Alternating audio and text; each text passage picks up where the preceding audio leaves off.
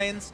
What's a Nunu to do? Yeah, Nunu unfortunately struggling there as we are back into our third game draft with what could be our last game of the evening. Snake on the blue side, IG over on the red. And the bans are done here. Snake banning Cassiopeia, LeBlanc, and Gragas for themselves. So 2 bans against Rookie, and Xerath, Maokai, and Lulu banned by IG gives Snake a pretty quick pick of Sejuani. And that's the engage button. So finally something different from Beast in particular. Has the much more engage-focused jungle, although you see that and you think, okay, what fighters can I choose? Maybe I go back to the Lee Sin that we've already seen 11 times this season from Kakao. Maybe you just continue on the likes of Rek'Sai and just really try and get in the face of Sejuani and ensure that she doesn't get an uninterrupted jungle path into her level 6 power spike, which is so fierce in this rift. Curious to see what IG want to take away. You can see the Azir hover would be a good takeaway from Baka. That's all he's played so far, and in fact, it's 2 very snake-looking champions, honestly, here as the first 2 picks. Janna and Azir, both taken by Invictus Gaming. I guess the big question is, what does Baka have to actually deal with the Azir? Will he go passive himself with the likes of the Xerath for the return of everyone's favorite 5.2 matchup? No, of course, Xerath has hit the ban list here. So Azir without Xerath open, I have to think the only champion that really makes some semblance of sense is the Vladimir that's actually shown quite a bit of proficiency on. It's not an ideal laning matchup, but you get that Revolver with a modicum of harass, and you just evolve into a bit of split farming with the Azir. I feel like we say that about every single Vladimir lane. It's not very good, and then you kind of get to level 9 and get your Revolver, and everything's just fine again. It sounds like either Aurelia or Vladimir, just fill in the lane, fill in the time, around level 9 and a certain item and things get better. That's just the reality of those champions. Not sure what it says about the balance, but regardless, things get better for Vladimir as the game goes on. I like these picks a lot from Snake, though. Tristana Nami actually going for a bit of a different hyper carry. Crystal, once upon a time, was the Tristana player in China. And look, if there's a lucky charm that's actually stood around for Snake, it's ironically one of the kind of slept-on ones in Nami. 3-0 on Nami is Ella, probably only picking it up when Janna's hit the ban list and going for your secondary Disengage champion. Disengage is still the story, but the reworked Tristana is the big factor. 5-1 is Crystal on Tristana, but we're talking about old Tristana before the rework came through. This is patch 5.7, where 2 tiers of buffs have come towards the Tristana, basically completely incentivizing using the explosive charge on an enemy champion and this auto-attacking it down with rapid fire. Both those abilities scale with cooldown reduction based on using rapid fire aggressively against the champion who's marked with the explosive charge. So in terms of single target burst, I feel like Tristana is very good against champions like Kalista. Anyone who wants to stand up and then use an auto-attack modifier, whether it's the Twitch Expunge, whether it's Kalista with her Ren stacks, you cannot deal with the burst damage of Tristana in lane. No, and IG have gone for Jinx Nunu instead, so a very EDG Snake-esque type of pairing there, but Flandre's Trundle was not banned away. It's actually their pick there, and Baka, with Azir banned away, goes to Orianna as his pick here. This is a champion we expected Baka to play. Of course, it fits his playstyle as more of a wave clear player, but I don't know if he's actually played Orianna or Split. Jeez. It's a very intense engage option. Speaking of intense lock-ins, that's a Kayle. The level of all-in is very high as the tie will take away Kayle as his top lane pick here, and you can just look down the lineup there and see the synergy for Invictus Gaming. Kid might be lining up for another pentakill. I'm really interested to see how this Kayle pulls out. You have to think the Kayle versus Trundle matchup is reminiscent of another matchup that Kayle really dominated. Of course, Kayle versus Singed was long seen the hard counter to Singed. Any fiercely melee champion has to deal with the Q and then just the auto attacks coming through from Kayle, and just doesn't really have a lot of ways to deal with it, just because, again, the sheer slow coming through from the Q means it's very hard to trade damage. But this is a tie on another champion he's played in the mid lane. He's shown us the Karth, he's shown us the Fizz. Now it's Kayle top. Yeah, Sejuani Nunu there, of course. The jungle matchup. Kakao, we'll see if he can hold down Beast once again. Orianna here for Baka again seems to fit his playstyle, but does not have very many plays on the champion up against Rookie's Azir. This is such an interesting coming through from IG, because just let's look on a simple level. They have Nunu Azir, which has already got excellent synergy, of course, between the two. Nunu Jinx, that's an excellent turret-pushing duo. Nunu Kale's no slouch either. Even if one person's picked off, they have so many different Blood Boil targets, and now they have literally a 4-man support comp for the Jinx. They've got the Kayle ultimate. They've got Nunu and all his space control. Azir's got the Emperor's Divide, and then Janna's the Queen of Disengage. Good luck killing Kid. Already got a pentakill, so definitely got his Jinx mechanics going. It's all about Kid again. Yeah, we'll say Kid can get it done. Wait, is another pentakill coming? We'll find out shortly as we get on to the Rift.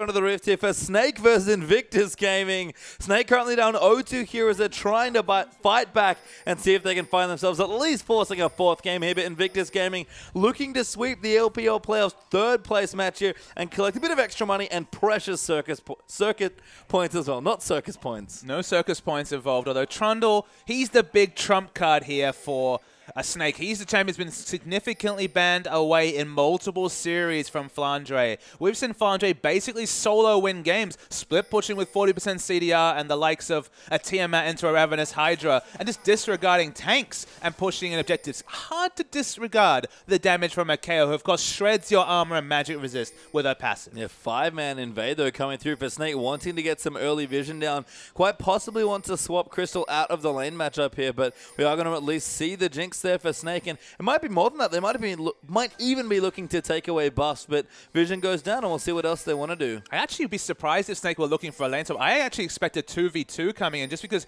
Tristana and Nami has to be a more aggressive lane up than Jinx and Janna. Of course, Janna's always going to be a purely disengaged support. Nami does actually have some tools to open up quite aggressive laning phases. One of the reasons why Nami Kog'Maw is a very popular Kog'Maw lane is that it really empowers Kog'Maw to go aggressive. You don't need any extra impetus to get Crystal to go aggressive as a player, and Tristana is an aggressive playstyle champion. So 2v2 would definitely suit Snake, but a lane swap, again, not going to be a big deal. You don't really want Flandre in a 2v2 until he hits that Tiamat 2,000 goldish power spike. Yeah, and IG pretty massively dodged that lane swap as well. I think Snake did a great job spotting Jinx and thought they would go top, but instead looking for a 2v2 there. We'll find a 2v0 right now instead, and Crystal not going to steal any points quite yet, doesn't want to push the wave with explosive shot. But it wouldn't be this series without a pause. To get more time to just smile at all the synergies coming through on IG, but that's taking away probably too much from Snake, because they've had 2 games where engage hasn't really been the name of the game, but Sejuani, Orianna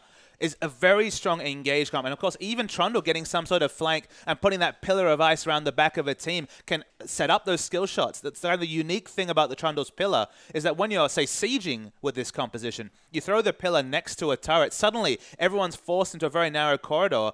They've already changed the trade-offs in patch 5.6, I believe, coming into 5.7, with Sejuani ultimate being that if she misses the actual stun effect, the slow goes down to about 30%, as we see some of our Western brethren enjoying the LPL final. But it's just that much easier to hit those skill shots now with the Trundle Pillar of Ice. Yeah, and you can see what Snake want to do here. Very proactive team comp, lots of engage coming through, and that was honestly what they were lacking with the Nunu pick. Very passive jungler, very passive laners coming through there as well. Just trying to tip themselves toward the late game situation and kind of cross your fingers and hope to win team fights. Snake, we've said it all season long, fantastic in any sort of team fight, so finally they're going to get an opportunity to take it to IG when they want. It's such a much more proactive comp coming through page time. It's the hard CC. It hasn't really been the name of the game. The Jarvan to some degree was about the early ganking. Sejuani not necessarily a Jarvan replacement. It's not the level 2 power, but it's still a lot of gank pressure at level 6. Well, with the lane swap happening, we will jungle vertically this time around. Flandre may be happy to dodge the Kayle matchup at least a bit here. They're going to help Beast through his top side of the jungle now. Of course, IG's red side is the tie and kick out. Going to take away the red buff there as well and move down to the Cruds. I gotta say, the jungle fall is actually pretty quick. Every time they get to a new camp and the E is available, he's splashing damage through quite happily. No rush to take Smite, of course. No teleport Smite Kayle coming through just yet. But the push is fast. And speaking of fast push, I think it's time. Yeah, Kayle's great in this sort of situation. It makes sense here for IG. They'll line up the wave. There's a cannon moving in already. And on the third wave, they're going to try and take out the tower, and it's falling quickly. Exactly. The minion wave is still at the inner turret. It's going to fall down, I have to think, in just a few seconds from all the different attack-based champions that come through. And there's no way for Tristana and the 4-man group coming through from Snake to react, at least at the same speed that we're seeing this one go down. I mean, they're trying. Tristana's pretty good at pushing turrets with explosive shot, but Jinx may be just that much better here as Kid. Going to take a little while. Make sure he denies a couple of extra creeps and takes some turret shot for it, but does get the turret. You're giving Kid far too much credit. He just wants the solo gold coming through page time. You get 275 gold if you're not sharing it with anyone else. And since IG have been jungling on the bottom side, Dragon is their free objective as Snake desperately trying to answer that turret. No hope of doing it with the speed of this IG comp. They're going to try and take it away. They'll probably get the trade here, but Dragon will go to IG, so the first advantage will be up there. Kakao once again committing to a buff with that Smite. Seems to be his favorite thing to do, and Kid even sticking around on the bottom side, able to continue to get some free gold. Actually a pretty deep cut coming through. Of course, Kakao in the first couple weeks before the charge system was even there in the LPL, was happy to just smite champions and then go for Barons without the smite. Now he's got 2 charges. This early in the game, not really a relevant thing. I guess we didn't mention that Crystal, one of the new things with this reworked Tristana, we just haven't seen much in competitive play, although Uzi was breaking it out the other day in OMG's match against LGD. The big factor is that the one thing you do have much earlier is turret killing pressure, as that explosive charge does work happily on turrets. You can see the trade coming through there, and that double dipping you mentioned with the rapid fire explosive shot does also work on turrets as well. So you have some options there for pushing, especially in the mid to late stages. But we're actually going to continue the push here, and I haven't seen this in a very long time. And bless me, LPL. We used to do this a long time ago, but we actually keep pushing here. We're going to fast push for tier 2s now as well. I'm actually quite worried about Zatai specifically. You have very low base health on this KO because he's much more of a fighter, much more aggressive champion against a champion with massive burst like Crystal's Tristana. You worry that if Crystal just goes crazy, and look, he's prone to do that from time to time, the kill pressure onto Zatai, even through double Dorans and a full health bar, is pretty considerable. Yeah, and Beast joining into the bottom side means Flandre actually has time to take away the minions and protect his turret. They're doing a bit more work in the top side for Snake, but not enough turret damage to Kakao. Finally going to rotate in and babysit Zatai just a little bit. Just help that wave. They try and push out the lane a little bit. All this time, isolated mid lane matchup. Azir doing comfortable, and as you'd expect, split farming between Azir and Orianna. Yeah, Beast going to line it up again, though. Maybe even fancies a gank this time around as Flandre taking quite a few hits there actually just from the Jinxie minigun form, and we are heavily committing to this push. Look, IG are happy with this situation because, again, they have a comp that has no semblance of engage whatsoever. But it's just fantastic appealing for a hypercarry. They want the enemy team to force fights. And look, Snake will gleefully take that. They have Sejuani, Orianna. They're looking for team fights themselves.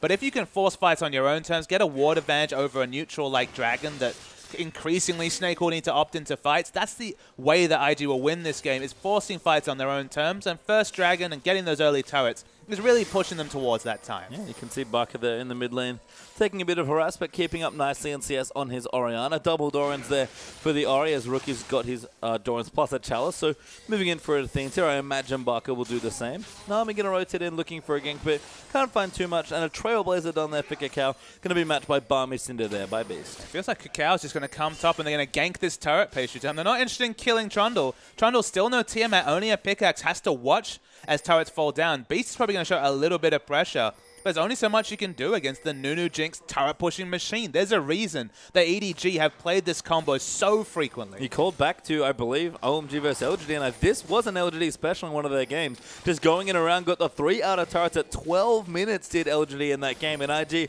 going to do their best impression of that strategy here. There's no way to balance out the machine gun form from Jinx. Okay, her base attack speed isn't that high, but when you're keeping the machine gun form up, you get a lot of turret damage done.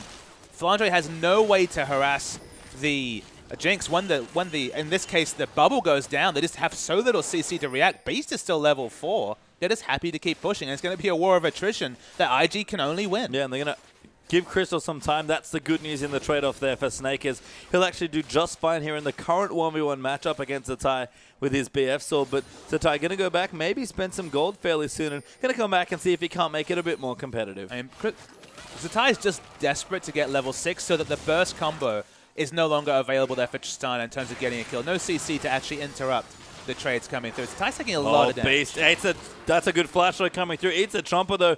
Actually got a bubble onto Kid that started that whole exchange. But again, Jana just fine. Sejuani forced back now, not getting enough experience, not farming the jungle. And as you said, this turret eventually might take a while, but it will go down. And off screen, actually, Zatai took the full burst combo, didn't die, now has ultimate avail. Suddenly life's a lot better as Flandre's just trying to scare them away from turret. But what can he really do? I mean, Kakao taking some damage as well, but it doesn't really matter. Kid will get knocked up again. They'll actually go in aggressive here in the trade tank. Back and forth. Kid actually getting locked up. It's a turret hit. Smart stuff from Flandre, but Ella now low on mana, and IG, they're not going to stop. They're still pushing. Honestly, they might consider just using the heal as a sustained mechanism. They're so close to picking up this turret. They do not want to stay top. They want to take it in the next minute because, of course, Dragon will be respawning, and having this objective, then getting the Dragon, will just be the snowball they're looking for this game. But credit to a spirited defense coming through, and specifically the mechanics of Ella. 3-0 and showing us why. Hitting that bubble as Did he actually steal it? He did steal it. Kid, very nice Super Mega Death Rocket. I mean, worth noting, he won't have it for the Dragon fight necessarily. It'll be about 20 seconds or 30 seconds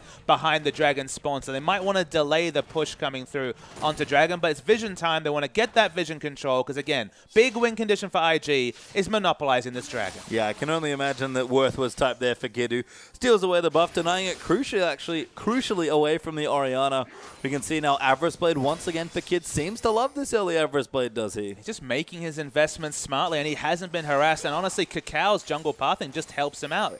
If there's been a communication that I'll have your back, and look, he's had it on his back, especially in that Draven game, it opens up options that are greedy like the Avarice Blade. And if he can stay out of burst trades with the Tristana, he's going to probably pay off that investment just fine. You can see Crystal does have a slight lead as a result. Pickaxe now there as well, moving in for a slightly faster Infinity Edge. Bucket keeping up in CS. Flandre equalizing now with Zatai, which is good news for Zatai actually, who was struggling a little bit in the earlier 1v1. But Toronto going to stay there. Does have the turret like you mentioned as well. And Dragon, it's back up in a couple seconds. Not a whole lot of health left there. And Flandre maybe feels like he can't leave the lane, because IG, they want to do the Dragon, but Flandre kind of wants to protect his turret. You can see it pushing aggressively down bot to open up what is going to be a very quick Dragon. They're going to have the disengage options are plenty. They prefer Zatai didn't have to teleport. Actually, he's going to be able to just backdoor this turret as the Tiamat purchase comes through from Toronto. So they've already got one objective. They can take the Dragon as well, piling them up early, IG. Flandre might try and TP, though. I wonder if Snake wants to contest it. Could be a bit too risky. They don't have the wards. Yeah, I mean, they do use the Scrying Orb now, but that's too late. Cacao takes it away with Smite plus Consume, and that's a second Dragon to Invictus Gaming. We talk about the duo of Jinx and Nunu taking down turrets. It's the same story with the Dragon, and unfortunately, they just didn't prep the wards in this situation. They were either swept out or just absent completely, and that's another free objective coming through for IG. Yeah, Snake again find themselves in a position where they do have to try and catch up on Dragons as well. That's been one of the things that IG have really been on top of in this whole series is Dragon control. I mean, honestly, in most ways, IG have been ahead, but you're right, the consistent factor has been the Dragon control.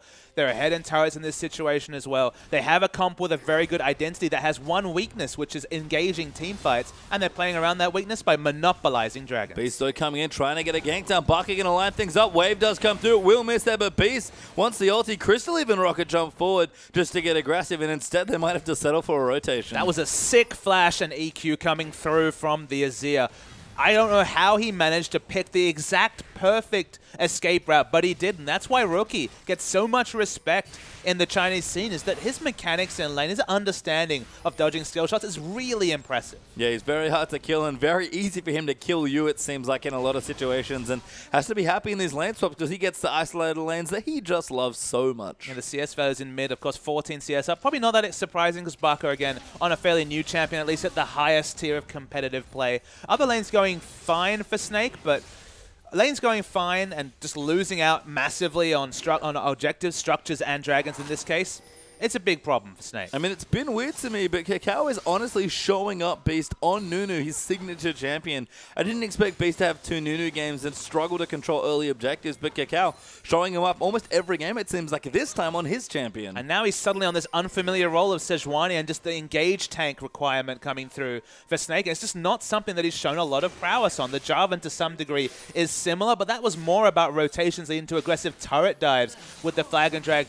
CC is... His first blood actually happens in the bottom side. Crystal with Ella. Kid down there by himself. Dies with his flash up under his turret. And that's just going to be surprising burst damage. Of course, was off screen, so we didn't track it. But speaking of burst damage, they take down a champion, they explode a turret, and Snake finally, something goes their way. And you can see Tristana objective control and how much single target damage she does, whether it's to a neutral like a structure or the dragon, or a champion with the rapid fire and the explosive shot. Tristana does not muck around with all these changes coming through, and it's been a while since we've seen her. She was so popular among many different Chinese AD carries for a while, and you have to think with 5.7 hitting, she might just be back. And the big effect of the rework and then thus the buffs that she's seen recently is that, look, she's not as good. Basically around Worlds time, she could just hit rapid fire and just kill people from massive range with 2 very good escape abilities in her ultimate and the rocket jump, and she just spread damage to whoever went her way. Now she's much more fiercely single target and gated around her rapid fire. So the fact that it scales on attacks to a single target with the explosive shot just means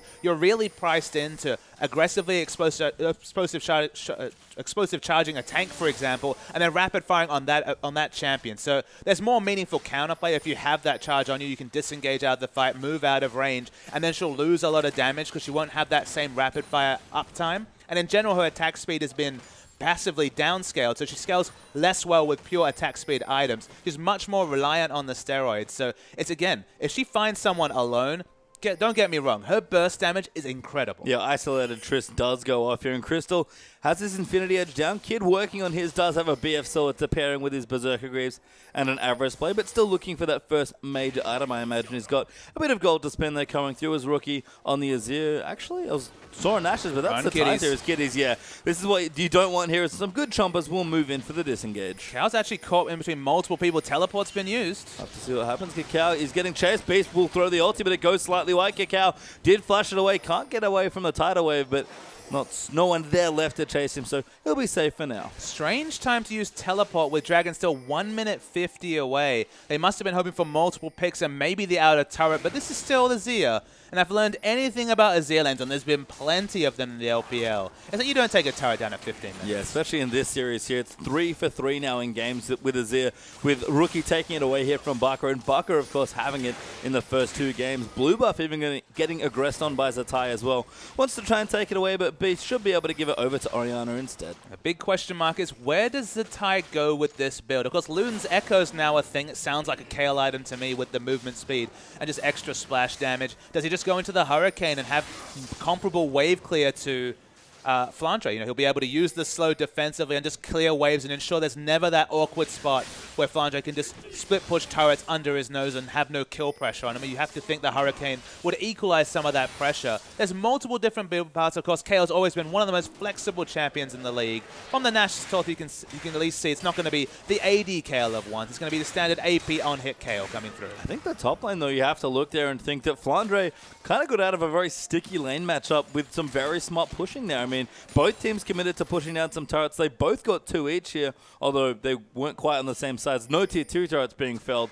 And Flandre now has his teammate ready to go. A Ruby Sapphire Crystal there in as well with the Cloth Armor plus his Merc Treads. So slightly ahead in CS, not a massively by any means, but seems to have his tools that he wants here. But it's not really a strategic hole for the Trundle to exploit like there would be if this was, say, the traditional Maokai versus Trundle matchup, where you just subjugate the Maokai, you know, use your ultimate on the Maokai, and then just split push turrets with all your extra tanky stats. Kale's not going to build any tanky stats. Kale has excellent wave clear, and she has the utility in a team fight to match yours. So Kale, in a lot of ways, makes the laning phase difficult. You can say the laning phase has gone better than expected, but not the same split pushing hole you feel that KO can really answer in this case. Just Trundle just has to be more accountable. I mean, she is pushing, but Snake will take the Dragon away as a result. Zatai did have his TP, but didn't choose to join. Can he get the tier 2 turret? We can look and see, no, not quite enough damage. Good rotation, though, from IG. Will get them the turret in the mid, and Crystal has to be careful. I mean, look, taking the turret in mid against Orianna is definitely not a gimme whatsoever. This is actually more than is expected, and KO keeps pushing. Yeah, Kale's still moving in. In fact, Zatai is just not stopping. We'll get the turret actually moving in there as he'll take it away. And that's 4 turrets now for IG to 2. Didn't want the 3rd Dragon, but definitely wanted the turrets. And Rookie poking his way in gets Ella down to about 60% health. But this has been the sad thing here for Snake fans. They've been consistently out-rotated. First Dragon for 2 turrets is a massively poor trade coming through from Snake. They get the 6% stats, but they lose almost every semblance of outer turrets and now inner turrets coming through. Yeah, we can see, again, aggressive movements moving through, but Snake finally arresting some of the Dragon Snowballs. Good news for them, but the turrets may be getting out of control instead. So Invictus Gaming certainly doing quite a lot of work once again, but only a slight gold lead here. Snake, at one point, were ahead about 400 gold, now swinging back to about 1,000 up for IG. And that's kind of the issue, though, Page Time, is these are strategic outplays rather than necessarily item timings or power spikes coming through for IG. They've just moved around the map smarter than Snake, and they've gotten more than expected. Suddenly they'll go back, spend that extra global gold, find more spots to get aggressive wards in, and their items will back up what has been very smart strategical play from the lineup. Yeah, they've been looking good. I'd like to have all series long, to be honest, as Crystal. It's a bit of harass there, building on towards his zeal now, you have to think, with that dagger in the inventory for him. Tristana's actually been probably the other best-looking thing here for Snake. Crystal's got plenty of farm here in this stage, not particularly behind in gold, actually slightly behind, but Kid still looking for his first major item. Going back now, you have to think he does, in fact, pick up the Infinity Edge.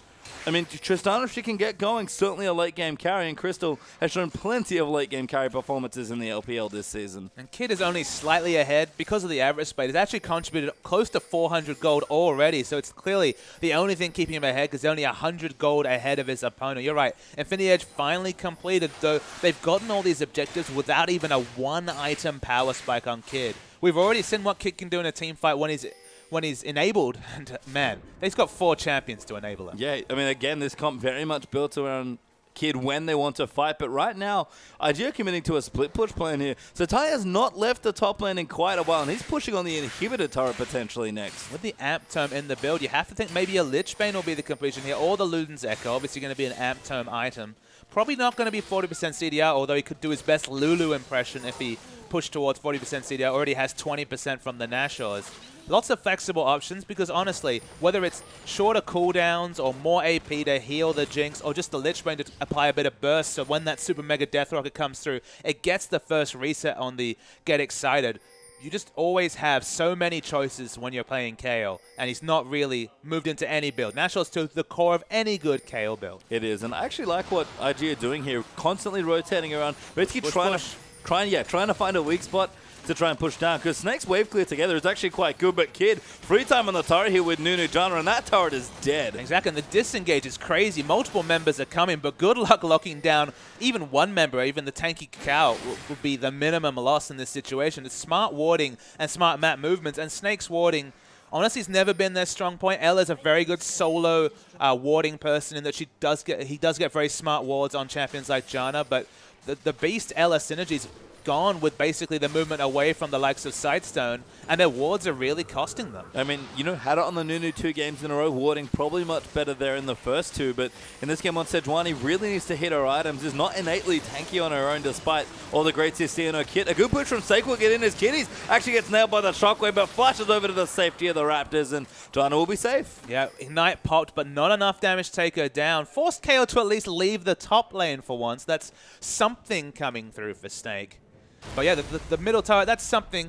They just need to keep going from there. Yeah, managed to take that. 3-5 now in turrets as Snake sort of playing catch-up in objectives. Feels like all series long, to be honest. Satai still pushing in. Really hasn't left the lane for a while, but finally going to go back and chop, and we'll see what he wants to do with this build. Satai doing his best Kid impression, you have to think. Just tanking up lots and lots of gold, keeping a lot in the inventory as you have to be amused by the Pillar of Ice. Flandre is great. Actually getting it just in the right spot to displace Cal ever so slightly to make sure that recall is cancelled. But again, Zatai, 10 CS and counting, possibly moving in towards the 20 soon enough. And we pretty much had to expect it to match split push for split push here for Zatai versus Flandre. And a wonderful pick from Zatai and Kale.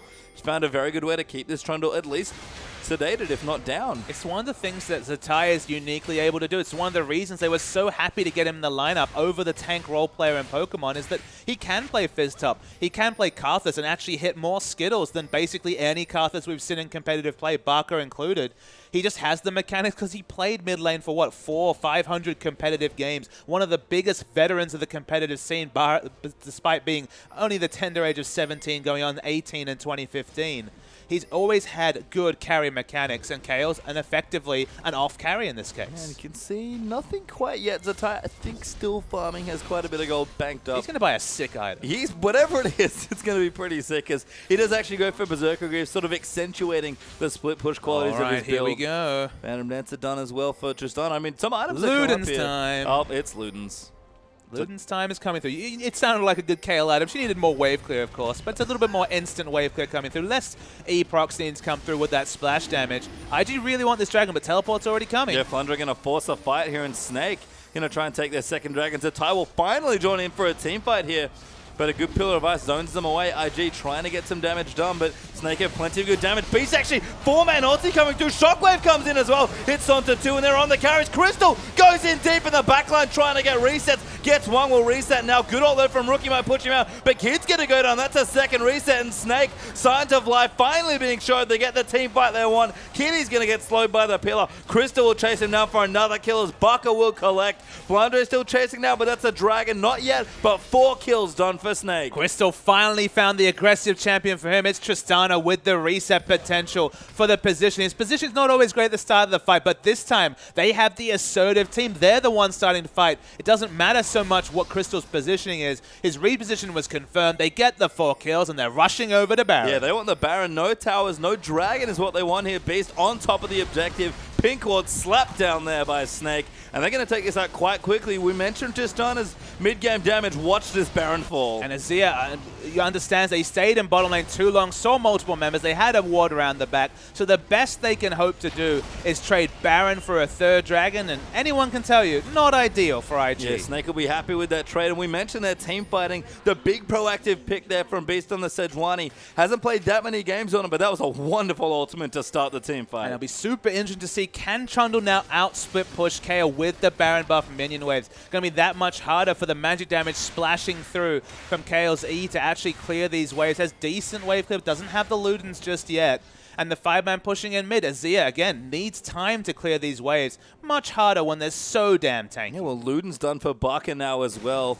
As we can see, Flandre with a Spirit Visage as well, actually. So barely tanky, sorry, now on the Trundle, so we'll be able to challenge the Ty's KO much better in this situation. Beast even getting tankier himself with a Giants button now built in, and Crystal, being Crystal, going to go in for a Bloodthirster 3rd. I mean, honestly, IG have shown no respect whatsoever to this Sejuani engage. No Merc Treads being purchased by anyone at this point. Everyone's opting into aggressive boots. Maybe Nunu will consider it, but everyone else is already committed. No semblance of a QSS. This kid's still putting up to that 3rd big damage item. There's definitely team fights that IG can win. They're only 2,000 gold behind with Nunu Jinx, which of course does massive damage into the late game. But we've got this reset button. Snake's going to have all the pressure now that they have the Baron buff minions. And Crystal himself has 2 Ks at the start of his name. Yeah, and that's a testament, honestly, to the... so IG's gold lead is a... Sorry, we'll reset again. IG's gold deficit here, which is not that long, is actually a testament to how well they played around objectives. Look at that column there right next to the kills. They have 0 kills in this game,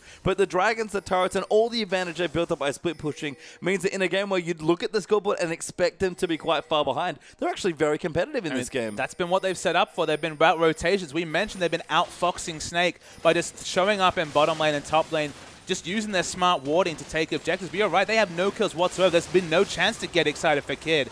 And look at this damage coming through from Tristana. Her siege damage is insane. It really is, and you can see, we talk about the single target Tristana damage now on 5.7. Whether it's the structures, whether it's objectives, or just enemy champions, she does a lot of work, and Crystal going to do it again. That's 2 turrets dead, equalizing the 5 turrets finally. And there's just nothing IG can do. They're just watching objectives fall down. Now the gold lead that we kind of speculate on is starting to get there. The kills are starting to hurt a little bit more.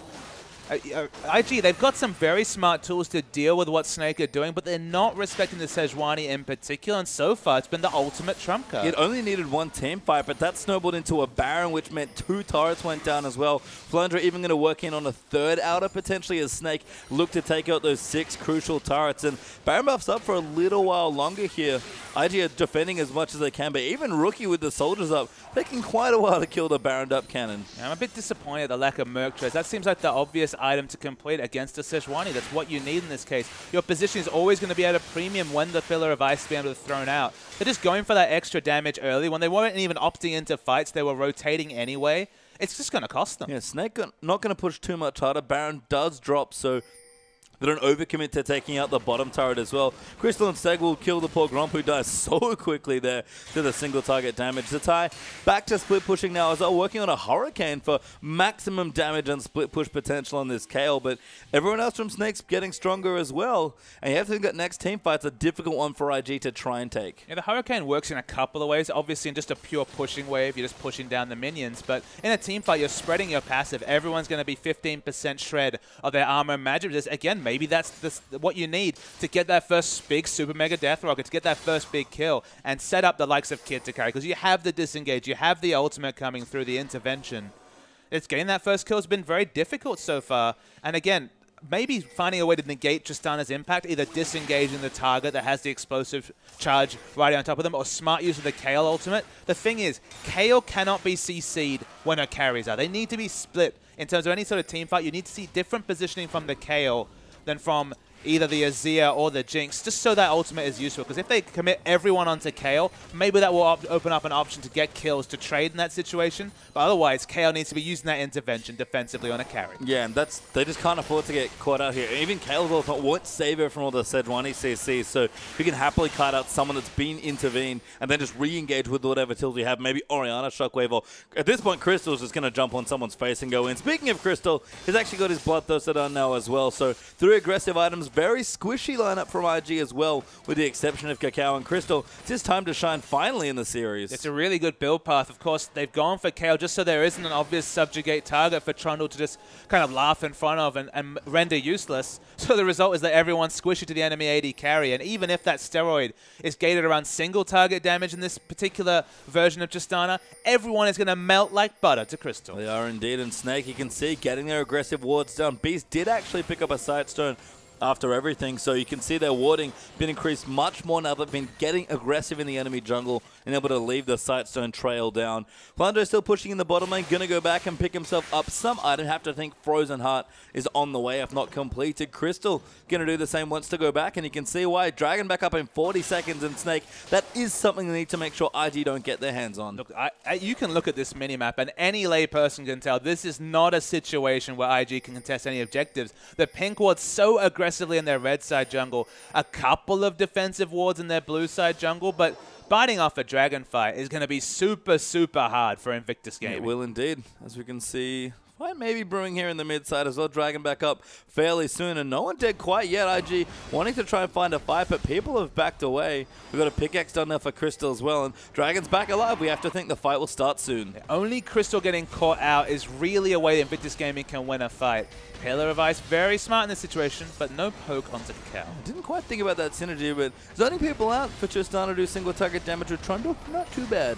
Tristana is super interesting in this case, and look at the damage. Ulti there coming through, does miss there as it's flashed away. Flandre taking a bit too much damage as Ella gets eaten by a Flame Chomper. The TIE forced to flash away though. Rookie coming in, and it's a big contest for IG, but Kakao going to ulti defensively. Rookie moves it back in. Crystal almost goes down to Azir as Ella will fall, and Crystal's got to find a way back in, but he's getting zoned so hard by this Azir, and Flandre needs to chase him away. Trying to get the solo kill, does get it with the Tiamat active. Now's the time running away, but Baka will chase him down. The TIE will stand his ground. Baka will get the kill. Kid's gonna fall to Flandre, and the one-man army of the Trundles going absolutely ballistic. Yeah, Flandre's so tanky in the front line, even with multiple machine gun auto attacks, no one can kill him. Crystal's still alive. Yep, Crystal gets the last kill. That's the ace completed by Snake as well. 6 turret will fall as well, and Snake gonna charge into the base. And it looked like Snake would roll over and die after 2 objectively poor performances. Watching IG in this 3rd game rotate around and take objective, but the critical factor, they never got any kills, so the gold lead was always minimal.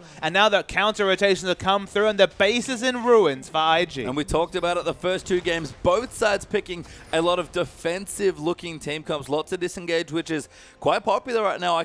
It makes sense to me. I can understand why that's what they're going for, but Snake seems like they just needed something a bit more proactive, because when they can make plays and force you to fight them, they are magical at team fighting. Just a proactive AD carry with a reposition coming through for Crystal. Goes back deep into that champion ball, brings back the champion he favored so much in the first 3 weeks of the season before the changes came through in the Tristana. 5-1, and obviously a good luck charm for the team. This is a 2v4 right now. Make it a 1v5 actually for Flandre, who's still alive now. Crystal going to come in. Rookie almost dead to just the Tristana autos. Kakao will zone them out with an auto, but Beast fairly tanky. Ulti comes through. That's going to force the rocket jump away for Triss. They will back away. They should be able to re-engage fairly soon, but Beast, no ultimate, and Flandre still taunting the enemy, you have to think. Happily poked away a recall coming through, so that's going to be the dragon. That's 2 dragons to 3, so not a win condition just yet for Snake, but they don't need many more. They've broken the base, and they're winning team fights very comfortably. Yeah, Baron, their next big objective. It is back alive here, but Snake are going to force Rookie back to the bottom side with that inhibitor,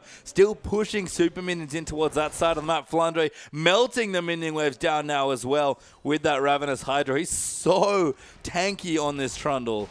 And the plan, Kale, it went fine in lane. You can see how maybe you'll be able to stop split pushing. But if you start picking up objectives like Baron, and especially if Trundle's just getting in melee range of Kid, Trundle's still doing his job just fine. He is indeed, as Crystal, 4 items now as well. Got the Bloodthirster completed on the Trista. Might even just go full damage at this stage. Barker moving in, does have a death cap now completed as well. And Ella, Mikhail's and the captain's enchantment on the boots of mobility as well. You can look up and see Snake almost 10,000 gold ahead, sorry, and they're just as ahead as IG have been all series long. Finally, the shoe's on the other foot. And Kid desperately needs lifesteal to counter what's coming through. It has a lot of damage and has the Blood Boil steroid, but you're going to eventually take auto attacks from some member, whether it's even the Tristana herself or just Orianna and Trundle's incidental damage. Need lifesteal to navigate fights, and none available yet for Kid. And Crystal pushing in as well.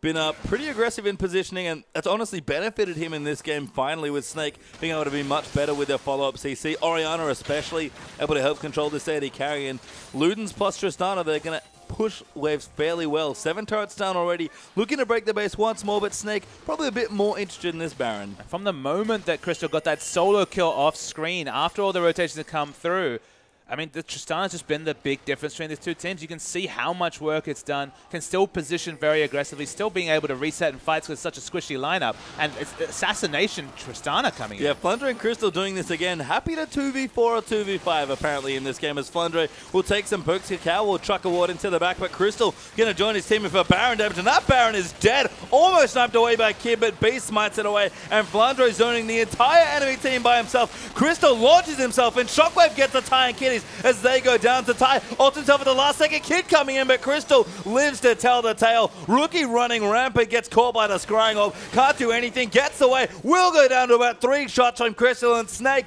They get the ace, the Baron, and IG surrender. They have to surrender. The big talking point there, Pastry Time, is that in minigun form, you could not take down the Tristana as Jinx because the lifesteal was so massive and the Q was available, so the rapid fire blew him down. And IG, smart rotations early, but blown out of the water by Snake. Yeah, Snake finally able to find some team fights, get ahead in the early and mid game, and as we've said, it's very hard to beat Snake when they're ahead, and boy were they ahead by the end of that game. I mean, the objectives look quite even, 5-7, just as we saw the surrender vote come through, but 15-1 in kills, only the 1 kill for Azir to show them that game. Back to the drawing board, you have to think, from IG. Maybe it's just a day of engage, because these passive rotational comps, they've had some wins, but generally they've been in the loss column. I mean, I guess the issue for those sort of comps is that so reliant on basically not making a mistake, very execution heavy.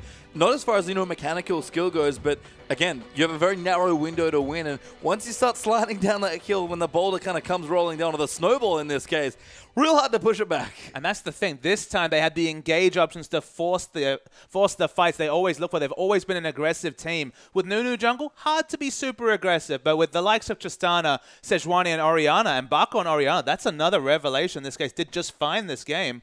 Stay look good. Yeah, so Snake find themselves a win and force a 4th game here, but don't go too far away.